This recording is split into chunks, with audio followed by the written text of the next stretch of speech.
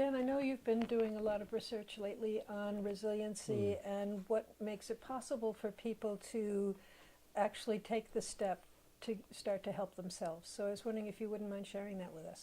Sure. The Penn Resiliency program is really wonderful because they're doing research not only with children, but now there are studies that have duplicated what we found with children, with adults, and there are some basic principles that tend to hold up across age groups, and the impact has been tremendous.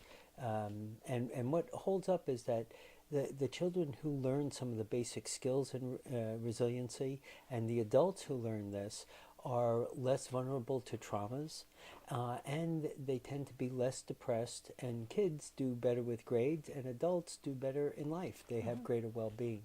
So some of the principles are really, first of all, to challenge your thoughts. That You're talking about negative thoughts. Negative thoughts. So that if you have a thought that says, I'm never going to get this isn't going to work, something. Why would they hire someone like me anyway? Why would they hire somebody like me anyway? I'm only going to get an F, it doesn't matter how much I study. But, right.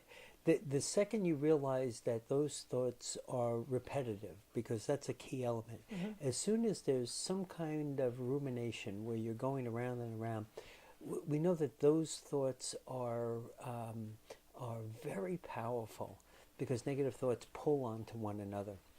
And the thing that you want to do is challenge them at their core.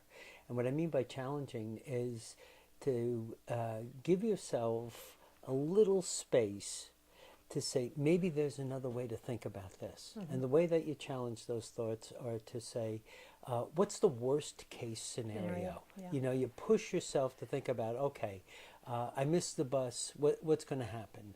I'm going to be late to work, then they're going to fire me, I won't have any money, I'll be homeless. You take it to the extreme. Right.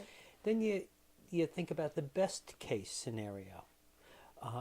If you have, you miss the bus, but you stop in to get a cup of coffee and you win the lottery ticket. You take it all the way to the other direction. So it's the worst case, the best case, and then the most likely case. The most likely thing is you miss the bus, you're going to be 15 minutes late for work, and it's not going to be the end of the world.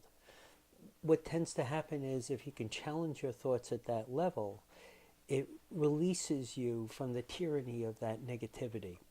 So how do you help someone, what you're talking about is catastrophizing. How do you help somebody understand that there's a difference between an inconvenience and a catastrophe? Because it sounds like when people start to ruminate, go over and over and over, then very quickly things become the catastrophe. When, as you said, it's not the worst. So what helps someone even intrude on those negative thoughts? Yeah.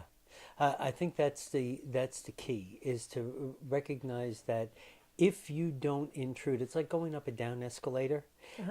If you do nothing at all, it's going to take you down, right? So you have to do a certain amount just to sort of keep pace. And the idea is to keep challenging those thoughts, particularly if they're repetitive and if you notice that you often have them. The idea is to hit them right at the core and challenge them there, so that not only are you kind of just keeping pace with them, but you can start to make advances. And the advances have to do with ultimately not just challenging them, the most likely thing, but to actually start doing things that feed the positivity. But that's a discussion for another time. Okay.